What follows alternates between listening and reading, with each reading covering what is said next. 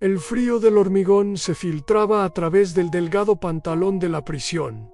Un frío que parecía emanar de las mismas entrañas de la tierra y que se le enredaba en los huesos. Mateo apretó los párpados, intentando conjurar el rostro de su esposa. El eco de la risa de sus hijos, el sol de la mañana besando los geranios en el alféizar de su ventana. Pero las imágenes se desvanecían, difuminadas por el hedor a desinfectante barato, sudor y desesperanza. 4 paredes grises, una puerta de acero con una mirilla que se abría sin previo aviso y el silencio. Un silencio pesado, grueso, que lo envolvía como un sudario húmedo. Lo habían arrancado de su hogar, de su congregación, de todo lo que amaba, por el simple y peligroso delito de arrodillarse en un espacio público y elevar una oración. En ese lugar, la fe era una afrenta, un desafío al poder ciego que todo lo controlaba. Las primeras horas fueron un torbellino de rabia y miedo. Preguntas sin respuesta golpeaban su mente como martillazos. ¿Por qué a él? ¿Dónde estaba Dios cuando los hombres de rostro adusto lo empujaban a la furgoneta? ¿Acaso no había servido con fidelidad la tentación de alzar el puño contra el cielo, de maldecir su suerte, de quejarse hasta que la garganta se le desgarrara? Era un monstruo seductor que susurraba en la oscuridad de su celda, pero en medio de ese huracán de dolor, una memoria, tan tenue como el hilo de luz que se colaba bajo la puerta al amanecer, tocó su corazón. Era el recuerdo de otro hombre en otra prisión, siglos atrás, Pablo y Silas.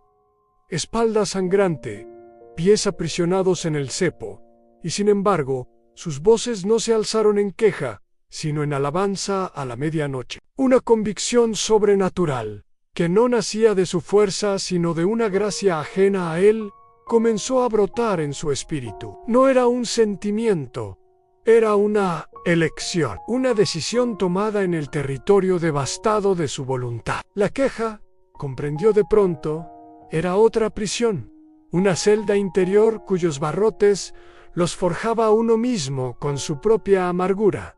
Él no estaba allí por error, su fe estaba allí por una razón, y si no podía predicar con palabras, predicaría con su actitud. Si no podía ver el sol, sería él quien llevara una chispa de su calor. Esa noche, cuando el correccional se sumió en su zumbido habitual de sollozos ahogados, pasos distantes y metálicos cerrojos, Mateo respiró hondo.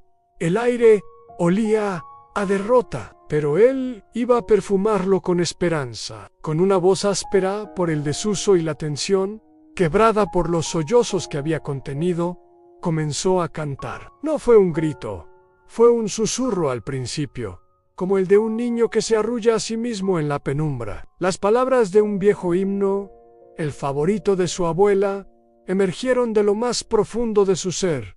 Sublime gracia del Señor, que a un pecador salvó. La canción se estrelló contra el silencio, una criatura frágil y temblorosa en un mundo de concreto y acero. Por un momento se sintió ridículo, un tonto cantando para nadie en la oscuridad, pero siguió a nota tras nota, verso tras verso, y algo extraordinario comenzó a suceder. A medida que cantaba la letra, dejaba de ser una simple poesía memorizada para convertirse en su propia verdad. Cantaba de la gracia, y una fracción de esa gracia descendía sobre él, calmando el temblor de sus manos. Cantaba de la liberación, y aunque sus muñecas seguían esposadas, algo en su interior se desataba.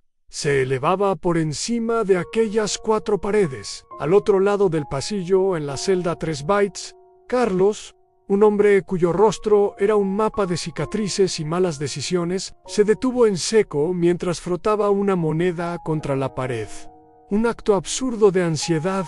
¿Qué era eso? ¿Una alucinación? Se frotó los oídos sucios. La melodía era débil, pero clara, desentonada, pero llena de una fuerza que no entendía. Era como escuchar el rumor de un arroyo en un desierto de sal. En la celda contigua, un joven, Javier, que había llorado en silencio desde su arresto, dejó de hacerlo. Las lágrimas se secaron en sus mejillas, mientras su corazón, entumecido por el pánico, latía al unísono de aquella canción desconocida. Puerta tras puerta, los hombres dejaron sus monólogos de odio y autocompasión.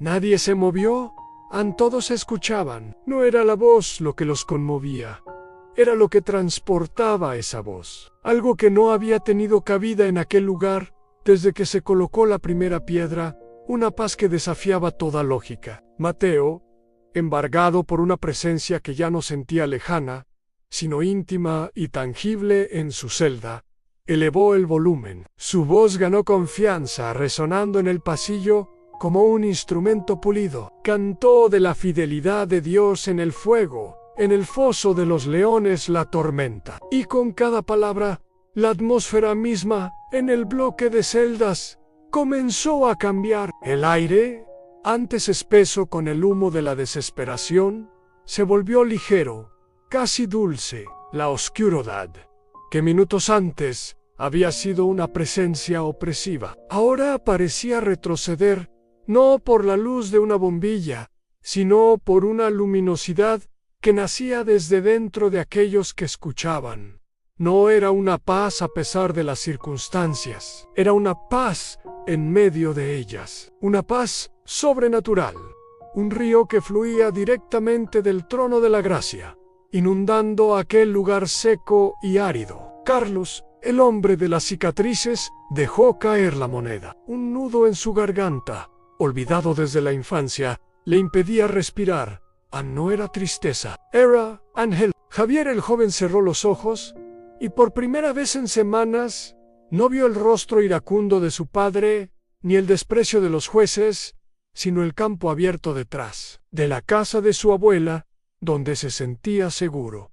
La celda seguía siendo la misma, la puerta igual de cerrada, la sentencia igual de cierta, pero en su interior algo había cambiado. Una libertad inexplicable había irrumpido en su cautiverio. La noche se convirtió en un santuario. Mateo cantó hasta que su voz se rindió. Y entonces, en el silencio que siguió, que ya no era vacío sino pleno, se escuchó un sonido nuevo. Un leve golpeteo en la pared de la celda contigua. Tap, tap, tap. No era un código de ira. Era un ritmo pausado, un aplauso callado, un gracias mudo que traspasaba el hormigón. Luego, desde otra celda, una voz ronca y temblorosa preguntó: «Oye, ¿cómo se llama esa?» Y Mateo, con una sonrisa que iluminó la oscuridad de su rostro, respondió: «Se llama Sublime Gracia. ¿Quieres que te enseñe?» A partir de aquella medianoche, nada volvió a ser igual.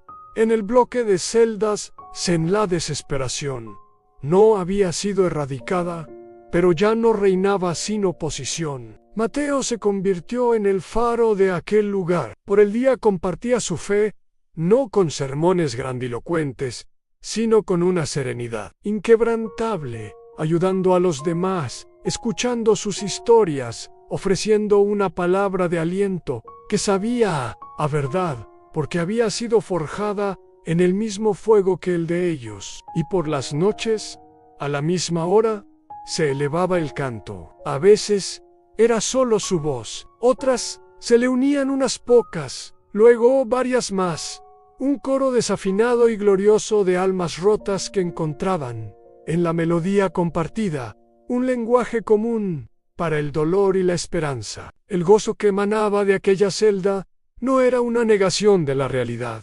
Era la afirmación de una realidad más profunda. Era la prueba viviente de que el gozo verdadero no es un subproducto de la comodidad, la prosperidad o la libertad exterior. No nace de que las circunstancias sonreían, sino de la certeza inquebrantable de que, aunque el mundo se desmorone, hay un amor que sostiene, una presencia que acompaña, un Dios que transforma las mazmorras en antesalas de resurrección. Mateo nunca supo cuántas vidas tocó directamente con su canto en la oscuridad. Nunca supo que Carlos, al ser liberado, buscó a la familia a la que había abandonado y reconstruyó su vida sobre un nuevo cimiento. Nunca supo que Javier, al salir, Estudió leyes para defender a otros como él, movido por una chispa de dignidad que había nacido escuchando una canción en la noche. La historia oficial dirá que Mateo cumplió su condena y fue liberado 2 años después. Un hombre más delgado, con el cabello cano y una paz inquebrantable en la mirada.